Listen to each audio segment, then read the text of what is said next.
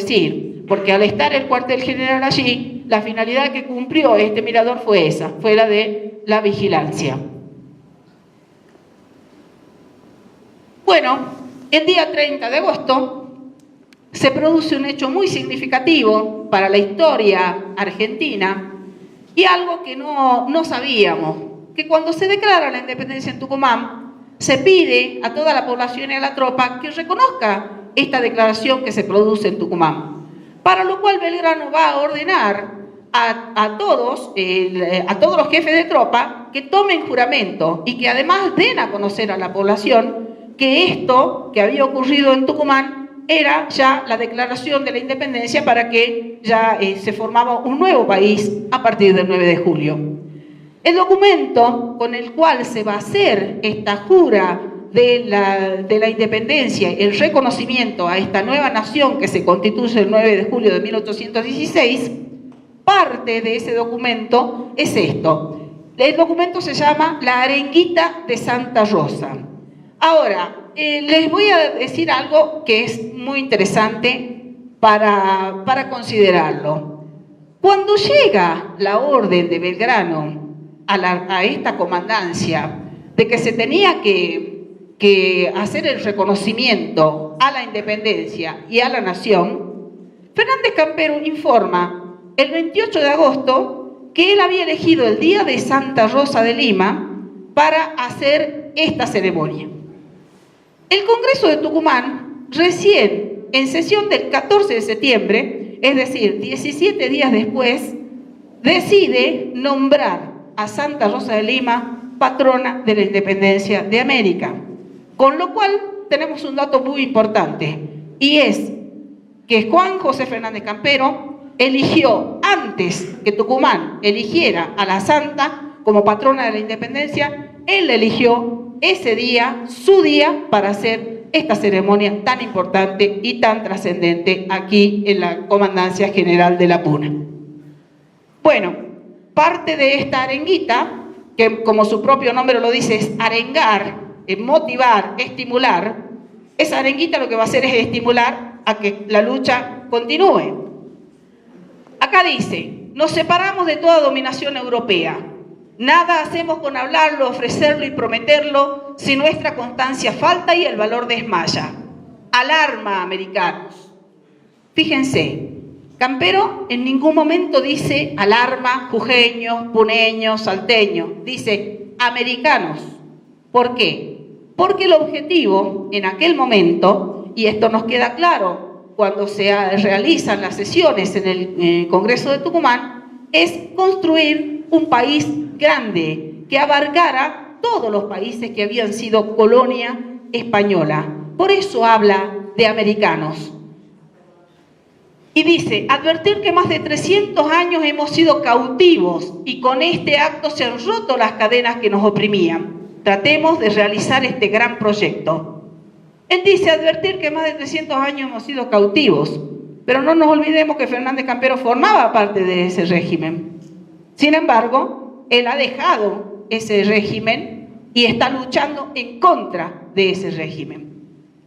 Y luego dice, el tirano procurará devorarnos. Opongámosle pecho firme, ánimo resuelto, unión y virtud para resistirlo.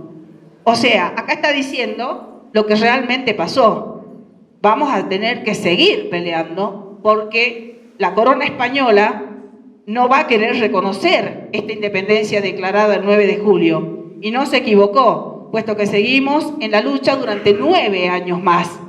Y esto es algo que no siempre tenemos en claro, que esta declaración de la independencia en Tucumán no significó el fin de la lucha, porque se siguió peleando durante 9 años más.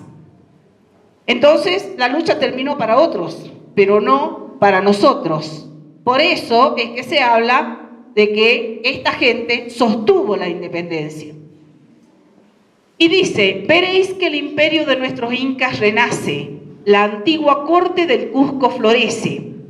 Fíjense que cuando nosotros en estos días que se estuvo hablando muchísimo de lo que pasó en Tucumán en el 1816, se hablaba de esta propuesta de Belgrano, de Güemes, de San Martín, de volver a reinstalar la dinastía incaica. Pues esa dinastía incaica estaba dada por un descendiente de Tupac Amaru, que es el que produce la gran rebelión contra los españoles en la década del año de 1770. Entonces, no sabíamos que Fernández Campero también apoyaba esta propuesta. Y este documento nos está diciendo, nos lo tuvo que decir él, porque no es lo que se nos dice, ¿no? Que había alguien importante para la época que también estaba con este mismo objetivo. Y dice, nosotros nos haremos de un gobierno dulce y nuestros nombres serán eternos en los fastos de la historia. Aquí lamentablemente se equivocó, porque Fernández Campero, por ejemplo, no es reconocido como alguien que haya contribuido a la independencia de este país, ni aquí ni en ninguna parte del territorio argentino. Tampoco hay nombres para recordar en los fastos de la historia de los integrantes del regimiento peruano. Luego dice, si queréis ser independientes, si queréis. O sea, sabe que todavía no somos, porque todavía van a seguir las invasiones. Componer una nación grande, conservad la religión católica, la virtud arregle nuestras operaciones, el valor y entusiasmo la rija, y con esto lograremos nuestros fines. Entre tanto resuenen voces halagüeñas, ¡viva la América del Sur! Otra vez, no es viva Jujuy, es viva la América del Sur. Viva nuestra amada patria, viva el imperio peruano. Aquí otra vez hace mención a esta reinstalación del imperio incaico. Y vivan sus hijos en unión. Sigamos mirando documentos, porque son ellos los que nos permiten reconstruir esta historia. El 2 de septiembre, en El Moreno, Fernández Campero le escribía a Güemes: no te olvides de enviarme las vacas, ya me faltan los auxilios. Yo no me descuido de irte remitiendo los pellejos de cordero. Los pellejos de cordero es algo que a mí me ha intrigado muchísimo, la cantidad de pellejos que se pedían. Se pedían miles de pellejos de cordero y era una situación que se repetía en los documentos. Entonces me puse a buscar para qué servían los pellejos de cordero. Además de los usos que normalmente se le da, que es para dormir y para el ensillado. Bueno, también servían para construir elementos para transportar, generalmente líquidos y cartuchos. Para eso servían. Y un dato que me resultó sumamente interesante es que se usaba para hacer calzado con la lana del otro lado, digamos, como para pisar, para no ser sentidos. Fíjense qué lindo esto, ¿no? Qué interesante este uso.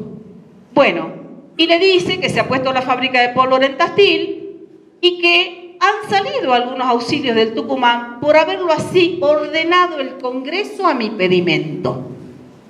Yo les dije hace rato que Belgrano sabía de este regimiento y estaba al tanto y ordenaba a este regimiento. Pero acá se suma el Congreso. El Congreso también sabía. El Congreso de Tucumán en ese momento era autoridad nacional. En otra carta le dice: mi tropa no tiene otro gaje y 2 reales que de mi faltriquera se dan semanalmente al soldado. Veo tus cuitas, las tienes grandes y las mías son mayores. Aquí está la constancia de que él le pagaba a su regimiento. Esto es algo que, aunque hubiera sido poco, no podemos hoy decir a cuánto equivaldrían los 2 reales, pero aunque hubiera sido poco, las tropas de Güemes, por ejemplo, que llegaron a ser 6.610, la mayoría no cobraban ningún tipo de sueldo por estar en el regimiento, ni en las tropas, en ningún lugar.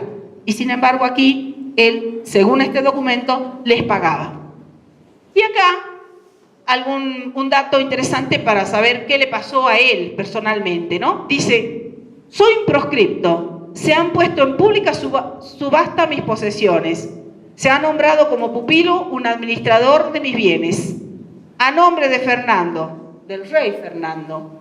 Mis hijos, con mi infeliz tía que solo ha tenido el delito de ampararlos, estarán en la isla de Porto Carrero. Este lugar no sé dónde es. Lo que sí sé es que los hijos de Fernández Campero estaban prácticamente prisioneros en Charcas. La ambición no me estimula. nací como vos, con comodidades, y al año podía derrotar 40.000 pesos, y ahora no tengo un medio. Pero hay constancia a pesar de que mi salud está bien quebrantada. Así se lo digo a Belgrano.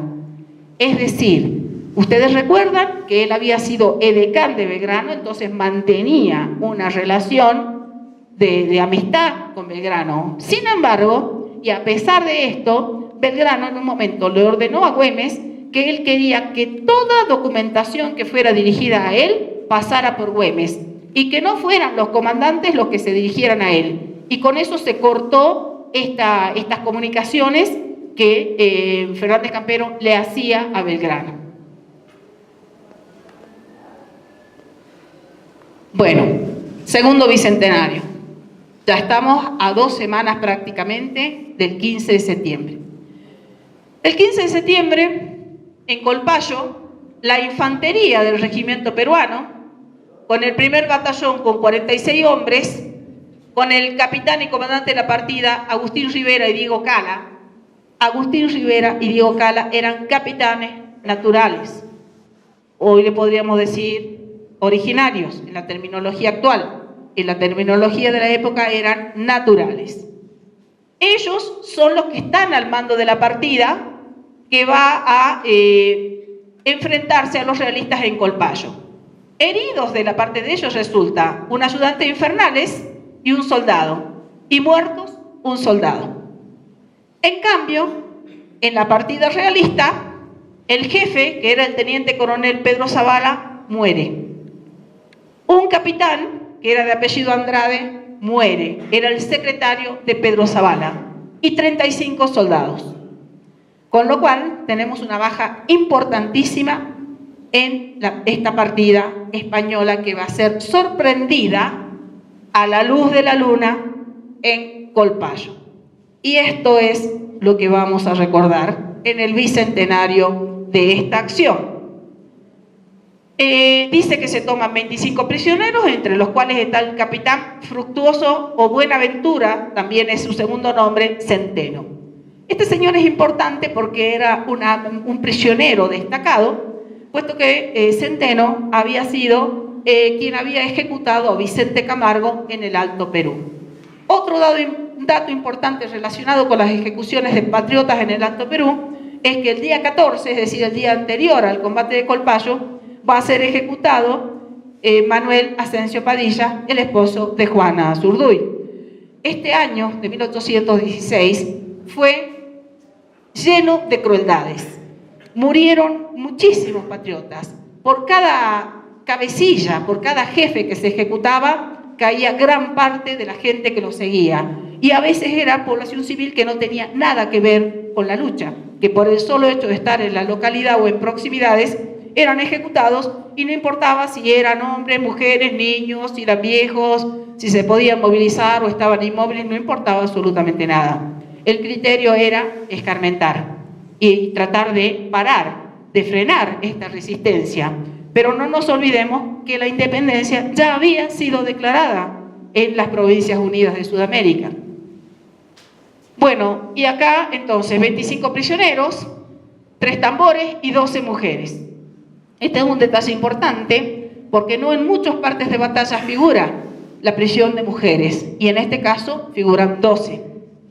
Luego dice el armamento: 35 fusiles, 12 bayonetas, 4 pistolas, 2 sables, 20 cartucheras, 450 cartuchos a balas, 35 piedras, 12 lanzas, cajas de guerra, tiendas de campaña, mulas y caballos. Y al final del parte de batalla aclara que las mulas y las cabalgaduras las ha repartido entre los milicianos del capitán Cala.